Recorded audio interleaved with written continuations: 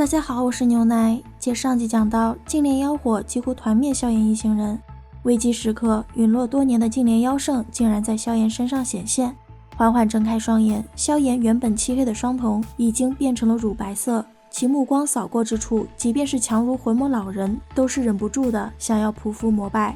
不愧是当年最为接近斗帝的强者，仅剩残像竟然还能拥有如此强大的能量。挥手间散去那圈乳白色光照，被净莲妖圣附体的萧炎定定地看着净莲妖火。你怎么可能还活着？净莲妖火惊骇咆哮。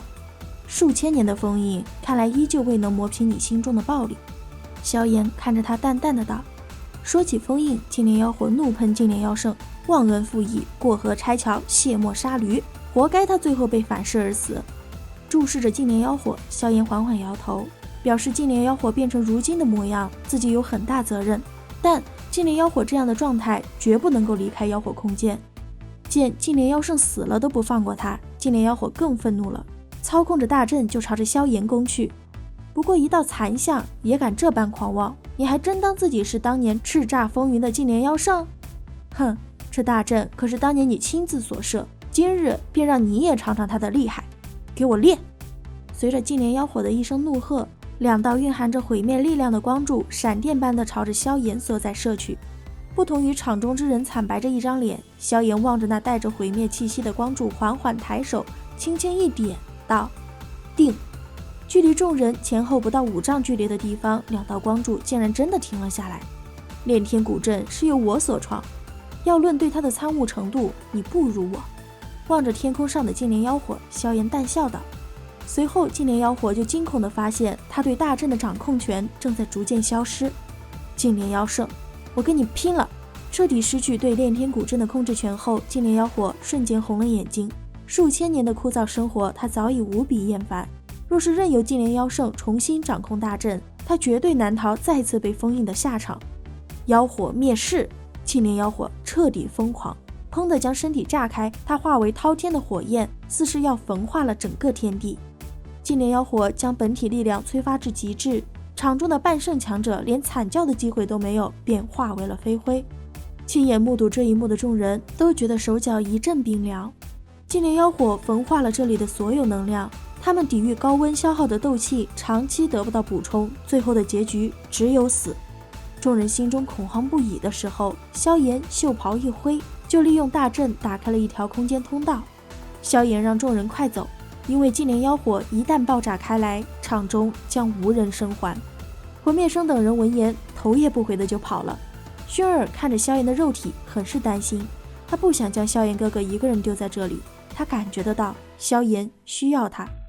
古南海眼看说不通，那天空上净莲妖火又凝聚成了一朵殷红的火莲，场中陡然升高的温度让古南海都觉得自己体内的斗气要燃起来了。不等薰儿再犹豫，古南海抓住他的手腕，就想将其强行带走。药老知晓净莲妖圣是个心中有大义的人，他对萧炎也很有信心，因此很利落的就做出了选择。眼看着距离通道越来越近，薰儿却是突然给了古南海一掌。长老回去后转告父亲，这一次便容许薰儿为了他任性一次。薰儿打定主意要同萧炎共进退。被一股柔劲送进空间通道，古南海连半点反应都没来得及做，就消失在了眼前。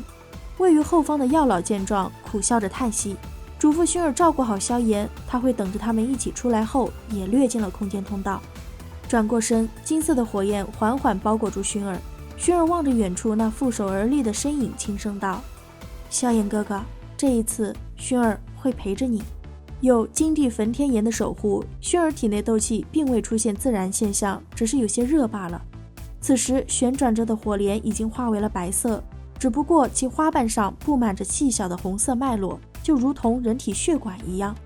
萧炎看着这朵火莲，感慨自己教养不当，当时一时心软，只是将净莲妖火封印。本想着他能悔过，不曾想数千年过去，净莲妖火心中的暴戾与杀意不降反增。既然如此，那就由他来结束这一切吧。手印一变，萧炎利用大阵强行抽离净莲妖火的记忆与灵智。小妖，你抵挡不住的，随我去吧。控制着火线，净莲妖圣平静的道。净莲妖火感受着逐渐空白的大脑，惊恐地咆哮。净莲妖圣虚伪，口口声声说不愿取他性命，但所作所为全是要置他于死地。没了记忆，没了灵智的他，还是他吗？缓缓摇头，净莲妖圣不再多说，控制着火线在妖莲体内穿梭。剧痛之下，净莲妖火被逼出灵体，意图逃命。可惜净莲妖圣没给他这个机会，被火牢困住，净莲妖火慌了。若是本体在，他还有些抗争的机会。脱离本体后的他，力量十不存一，疯狂挣扎无果后，意识到现实的净莲妖火当即跪下，对着净莲妖圣求饶：“主人，我知道错了，饶了我这一次，以后我一定改。”看着净莲妖火不断的梆梆磕头，净莲妖圣终究还是心软了，脱离了萧炎的身体，就飘进了火牢。急忙飞身过去抓住萧炎轻晃的身体，薰儿担心的道：“萧炎哥哥。”萧炎本身的意识其实一直是清醒的，先前薰儿打飞古男孩的举动他都看到了。你怎么不走？轻斥着薰儿，萧炎的大掌反手握住了薰儿的纤手。对于那斥声，薰儿不甚在意，目光再次看向了火牢所在。净莲妖圣手掌轻抚着净莲妖火的脑袋，他笑得慈爱，表示即便小妖当年反噬他，他也未曾恨过他，因为他始终都将净莲妖火视为最亲近的人啊。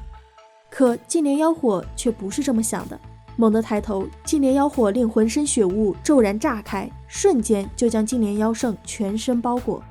丝丝血雾疯狂对着净莲妖圣体内侵蚀时，净莲妖火字字泣血道：“但我恨你。”平静地望着近在咫尺的小妖，净莲妖圣轻轻叹息，这般模样就如同那一日。缓缓闭上双眸，净莲妖圣手掌陡然握紧，如此，那便一起永远消散于天地之间吧。毁天灭地的爆炸之后，下方无穷的岩浆海域直接被轰出了一道数万丈庞大的裂缝。半晌后，待得那狂暴的能量风暴散去，揽着薰儿仙妖的萧炎却是在爆炸中心傻眼了。妖火本源呢？拼死拼活老半天，白干了。萧炎怒了，正要开喷，薰儿却是指着某个方向，让萧炎快看。望着那朵通体布满着粉色脉络的白色莲花，萧炎激动的身体颤抖，许久之后才小心翼翼地靠近。此时的净莲妖火安静祥和，如同新生。确定净莲妖圣已经将其以往的记忆甚至灵智尽数抹除，净莲妖火灵性依旧之后，萧炎与薰儿相视一笑。不过眼下还有个严峻的问题摆在他们面前，这妖火空间乃是净莲妖圣亲手创建，是连古元这种9星斗圣强者都是无法轻易闯入的存在。萧炎他们两人都是2星斗圣，这下怎么出去呢？他们出不去，别人进不来，这不是最好的场地吗？思索了一下后，萧炎决定就在此处炼化净莲妖火，尽管他只有不到50%的把握，可净莲妖火带来的高回报值得一搏。至于他们2人平安的消息，紫妍可通过龙印感应到萧炎的状态，通过推断不难知晓。而现在萧炎需要一点时间来准备炼化净莲妖火所需要的东西。妖火空间外，各方势力足足等了7天都没有见半点动静，终于是死心，陆续离去了。正如萧炎所料，紫妍通过对龙印的感应告诉了药老和古男孩等人他们平安的消息，只是妖火空间有着特殊封印，紫妍无法根据感应察觉到他们的具体方位。